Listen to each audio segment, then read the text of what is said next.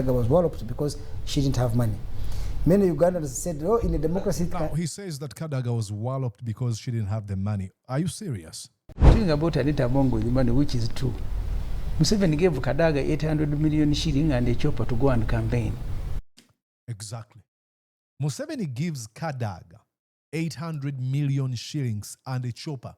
And Museveni gives more money to Anita Among. What is he trying to say or trying to do here? To play a game of division and control.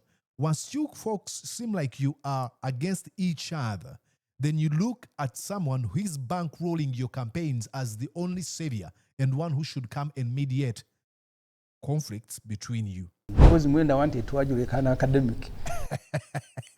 Mwenda wants to argue like an academic. They're laughing at him because they know that, he wants to put on a show. Oh, I am smart. My name is Andrew Mwenda. Can't you see me? I'm an academic.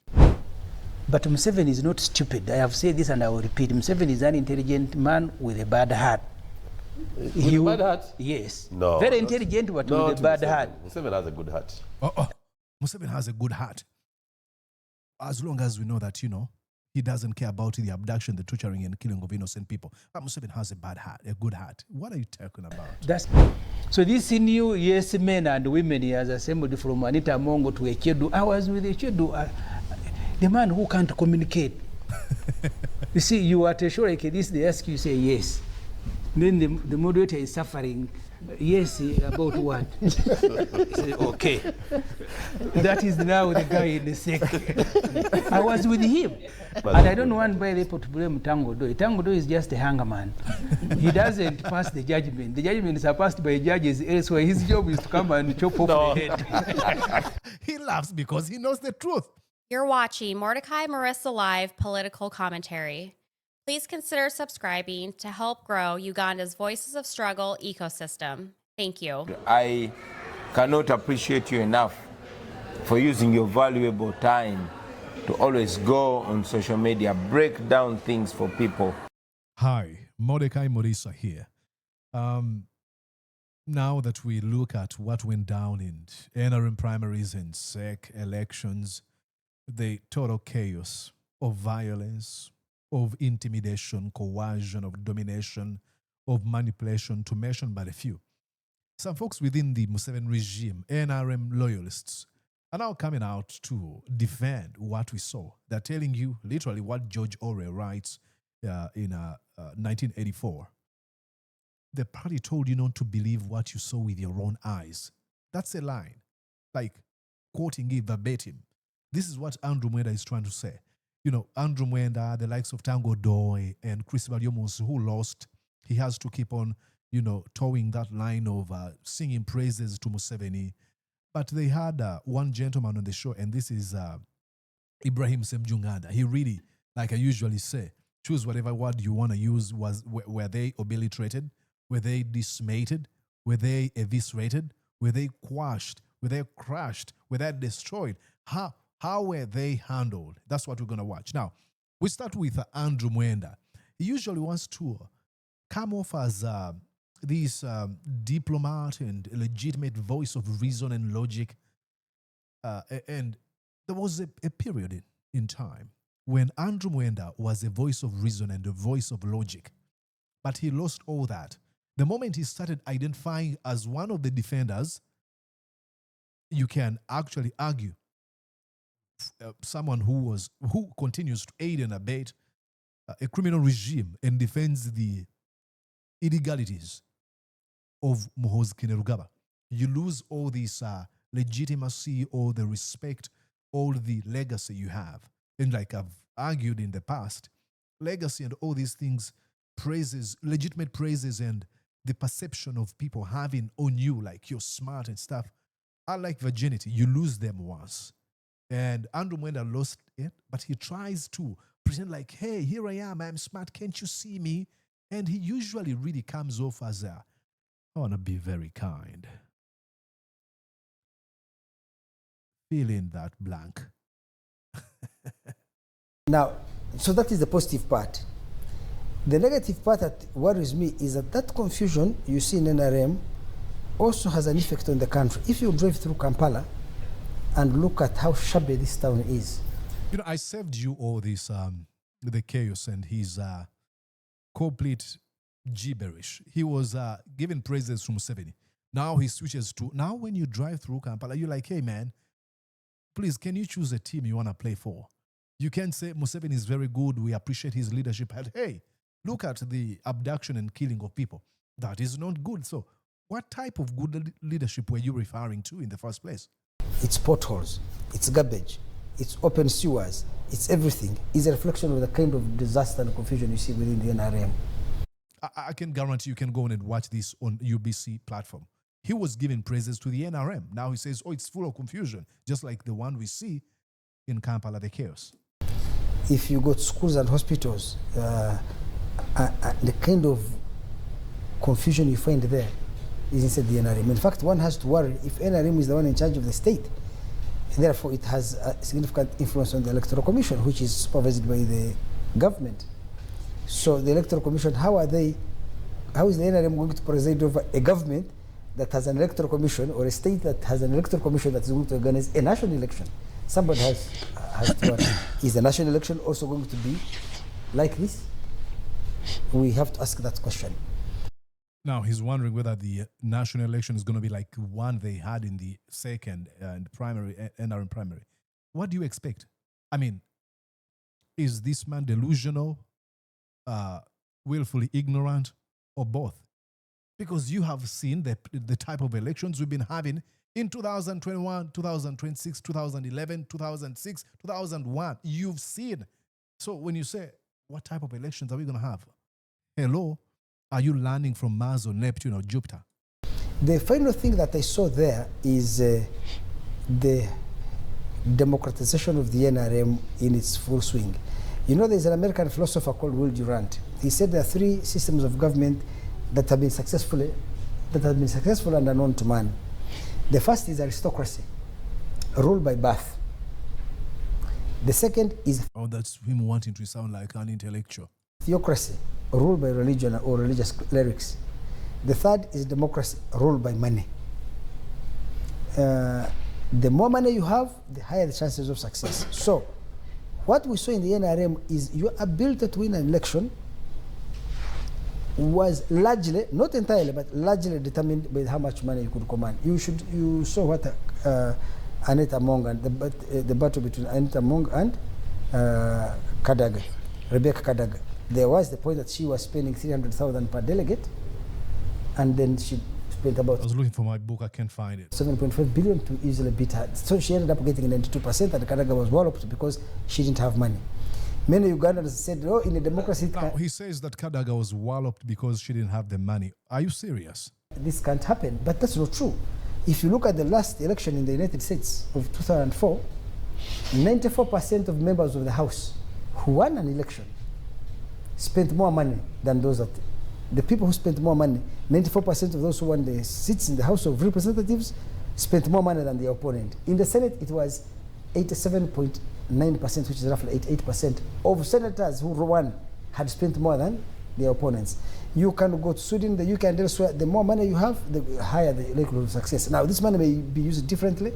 In Uganda, it may be used to give money directly to a voter. In America, it may be used maybe to advertising, marketing. Advertise and market, but whatever it is, okay. Money is an important political resource in a democracy, and that's what we are seeing. Okay. That the election has been greatly monetized. The final things that we should also see about the NRM, don't panic my grandson, I'm about to give you the floor, is about 82% of NRM incumbent MPs lost the NRM flag. Let's just jump to Semujju Nganda. I think he really makes very good points here. About I mean, if you listen to Andrew Mena, it's gibberish. Semujju was both a journalist. Tanga Odoi, the political parties It's going to destroy these guys. by law are public institutions. This is not your NRM.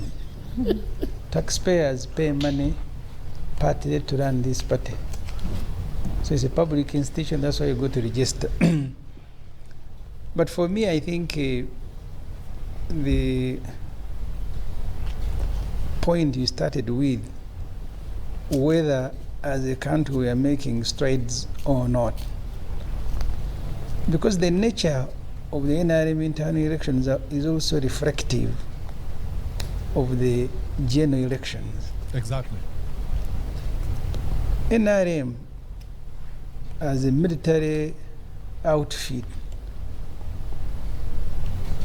presided over by General Yoweri Museveni, who does not subject himself to any internal process. Mm-hmm.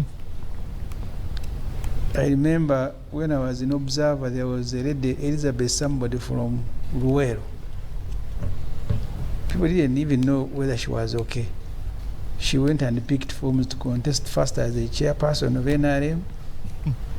But even in that state that people were doubting, Museveni immediately appointed her senior presidential advisor. Now imagine that. And this is how the point I was making a few days ago. Museveni has a tendency of appointing people, like he says, people were doubting whether she was okay. But immediately, as a result of being afraid of the rival, of any sort of rivalry, Museveni decides to appoint this person as presidential advisor because he knows he reduced all these positions to mere nothing. He knows nobody's going to advise him. To make sure he doesn't face any election. Then he will preserve Chigongo because of history. Because when Professor Ole died, I love Semujju when it comes to the history of the NRA and NRM. He's always got the receipts. During the Luwero War, the Uganda fighters were always complaining that this thing was, this outfit was of herdsmen. So that's how Museveni made Chigongo the vice chair. But Chigongo was largely during the Luwero War.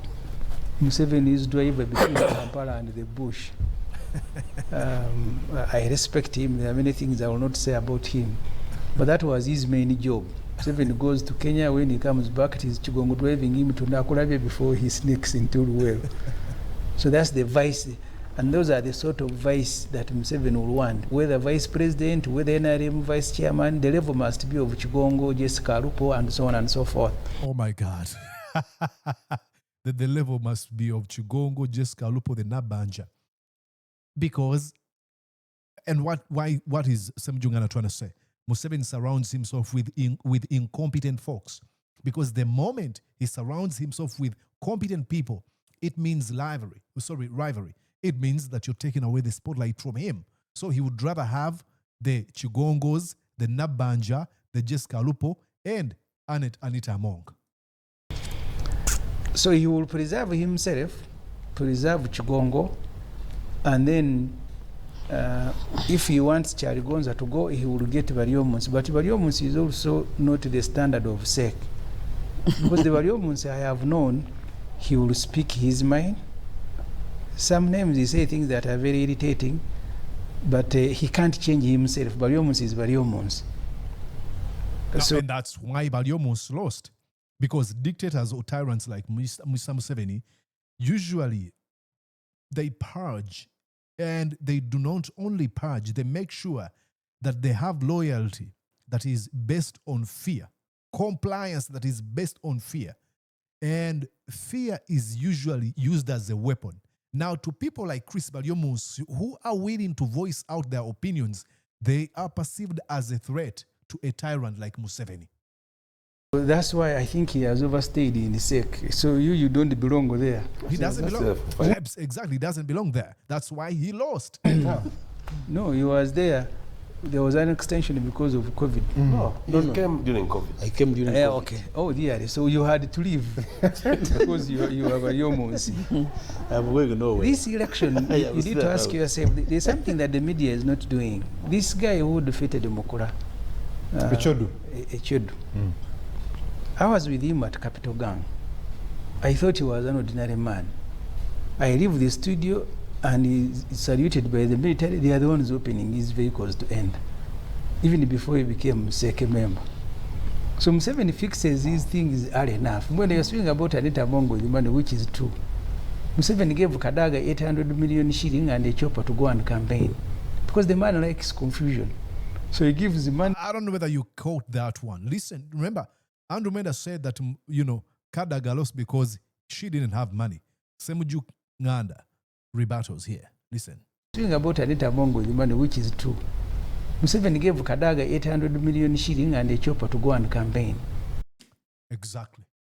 Museveni gives Kadaga 800 million shillings and a chopper. And Museveni gives more money to Anita Among. What is he trying to say or trying to do here? To play a game of division and control. Once you folks seem like you are against each other, then you look at someone who is bankrolling your campaigns as the only savior and one who should come and mediate conflicts between you. I mean, you must be from hell to have a mindset of Museveni. Listen to that. Because the man likes confusion. Exactly.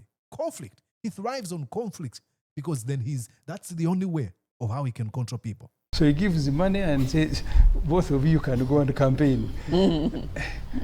And so the change, the new faces you're talking about, that's how even the military starts. The time that General Kazin was in charge of military police, and he goes to arrest the Chihanda and Kashiring, very senior people who came here, because Museveni came here with about 1st, 3rd, 5th, and I think 7th battalion, and people were commanding them were the Kashiring, Chihanda. Then he sends the junior man, Kazin, to go and arrest them when Kashiring took off up to Congo. So he likes working with people who are vulnerable. The moment you exhibit some degree of stability, like Ibrahim, you will leave. And when he does that, because that is for optics, when he has a very junior officer like Kazini being dispatched to go and arrest folks like Chihande, this is deliberate. This is publicized purging. He's trying to purge reasonable folks like Chihande using a junior officer to work as a warning, to serve as a warning that, hey, see what I can do. I can actually appoint any person. It doesn't really matter the military rank you have. I can use whoever I want. That he may not even want to arrest these people, but for optics and to serve as a warning to some voices of dissent and doubters and perceived rivals, he does that. I mean, you must be a complete student of Machiavelli. And I believe Museveni is driven by ideas of Genghis Khan and Machiavelli, that you operate in such a way. It's sad. It's wrong. One of the crimes, I don't want to lose this point. One of the crimes. I'm just adding to what you're saying. Are you suggesting that this was meticulously orchestrated? It is. This is a military operation. You're dealing to what with end? You're dealing with a general.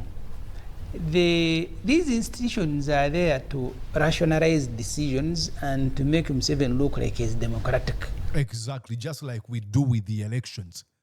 Using elections to sort of legitimize the regime and have some sort of a say when it comes to an international stage.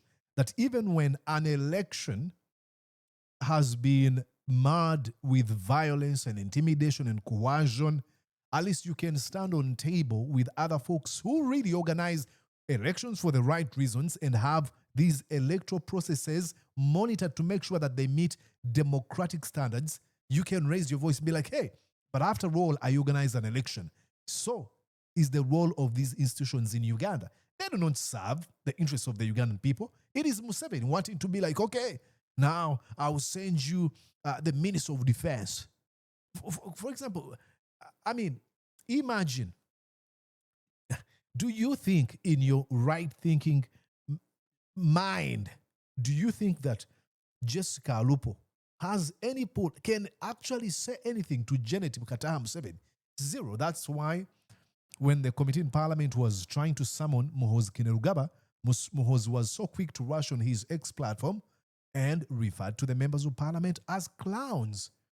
And ever since he said that, there's not been any form of summoning, not even saying his name. So because, we have a military, we have even a parliament, a rubber stamp parliament that legitimizes, that works as some sort of, what should I call it? Something that people would look at and probably think, oh, Uganda's got a parliament. Because there is no democracy in NRM. No. And that's what Andrew Mwenda was trying to defend. Oh, the democratic principles within the NRM. But within the same lines, he contradicted himself, saying, oh, what we saw, it was completely undemocratic because they used what? Coercion, intimidation, domination, and utter stealing, rigging of the election. I mean, you can make these things up. This SEC, the one that he has disbanded, the last time it had a meeting was when Oranya died and they were processing the next speaker. Okay. SEC as an institution within the Museveni, misadministration is just nothing. It last held a meeting when Oranya died. So what are they going to do? It is nothing. And imagine having a SEC over the Anita Among as one of the leading figures. These grant orders, they gathered at Musa Court here for a meeting, even passed resolutions. And Museveni said he has given you permission to hold a SEC meeting. He invited them. From today onwards, all SEC meetings must take place in State House and resolution number 1. Look at the way they are looking at him. Let them, both of them, say that I am lying. Of course, they're going to say, no, you're lying, because, I mean, if they say yes, they're incriminating themselves, and that's against Museveni, so they have to say, oh, you're lying. Tanga Odoi, you're a professor. But you're lying. So let Chris also say I'm lying. I hate those funny titles, professor. He can be a professor. Actually, he might have rightfully earned the professor as a title, but he's really abused that position, professor. When you say professor, like, owe chitibwa. Mafia simpuga. You're not accurate. He said, you see the contradiction? Tanga Odoi says you're lying, and then this man says you're not accurate. all the meetings must be in State House. No. Correct me. You shall correct the record. Then that particular SEC meeting had postponed the NRM roadmap. In the evening, Museveni said the roadmap starts tomorrow, I'm going to launch. The same people who had postponed it now walked to Plot 10 to receive Museveni to launch what they had postponed. But in the meeting, he came with the resolutions in his armpit, the one of Imagine that. Chigongo, and he kept saying these Chigongo resolutions. And when he says these Chigongo resolutions, he doesn't necessarily mean that they've been proposed by Chigongo. He uses Chigongo as his own scapegoat. But these are resolutions that are being proposed by the inner circle that controls the Museveni regime. At the top is Caleb Akandwanaho. So when he comes with these, because he wants to appear innocent and sort of ignorant. Oh, these Chigongo resolutions, they're not Chigongos. And the reason that's why he continues, he keeps on mentioning the name, such that you shift a blame because he knows that you might not buy these resolutions. So in order to distance himself from these resolutions, he's mentioning the name of Chigongo over and over again. You get how that works? Chigongo resolutions. So these ones had to go. They were now wiseacking. Who are you even to sit, convene yourself and act like an institution when I am not there? I know, One right? time, the Honorable Manyamshega told me all the NRM people, his contemporary, had a meeting, a conference hall at Parliament. They said, let's say, former Vice Kaziwe be the one to chair us. We need to speak. Museveni had a meeting. He came running. He said, you guys, why are you excluding me? This is a very good conversation about the future of the country. I should also participate. But he said, I am very busy, so let's postpone the one of today. I'll host the next meeting. It never sat. He loves purging. So the SEC, people who think that SEC is an institution that should function as an institution, Bariomus and the group, the ones who were behind the Chigongo resolutions that Museveni came holding, all of them have left. Now he has assembled a new army because Museveni likes working with people who are vulnerable. The moment you express stability, you are a problem. It is not actually vulnerable. You might want to use that term, but incompetent. Incompetent. Folks who are driven by fear. Folks who are rewarded by clientism.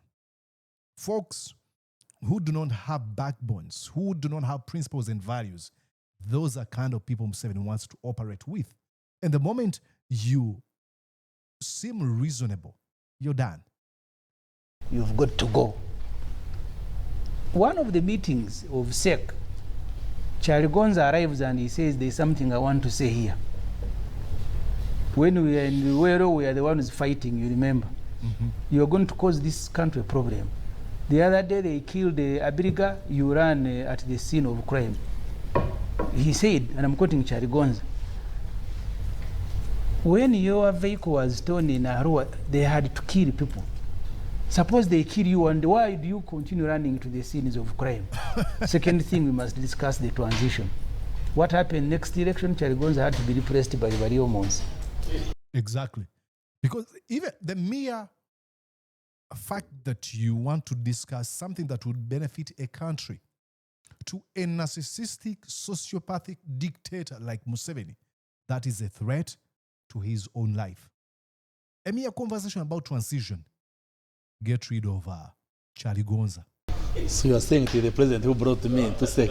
I am saying, so tell me if I am lying that Charlie Gonza didn't say these things. Look at Andrew Mwenda. He doesn't believe how this gentleman destroys his points in a blink of an eye. When he was when he was banging the table with his stick. So Charlie Gonza had to be helped out of SEC. Now Bariomus came in, who at that time looked relatively junior. But Bariomus has now earned his right at the table. So he begins speaking the same way you see him here criticizing NRM elections. The next thing, I'll be surprised if he retains his cabinet post. Because in the past, Museveni would...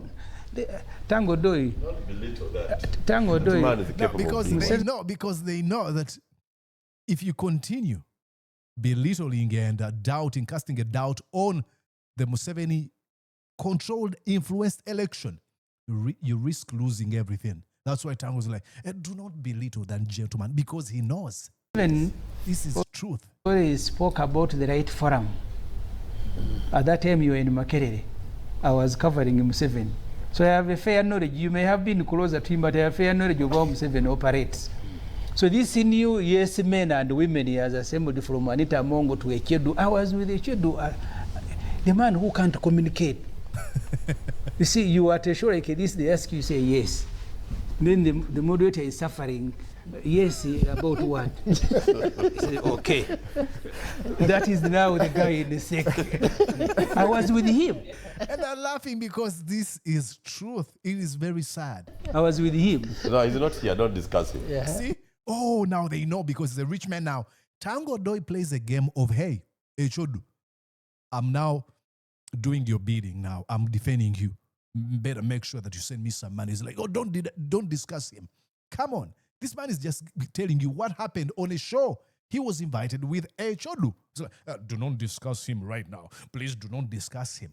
This is now Tanga Odoi carrying H2O for Echodu because they know Echodu didn't earn that position because he's reasonable, because he's competent. No, because he is a loyal yes man who's going to toe the line of worshipping their dear leader, Yoweri Kaguta Museveni.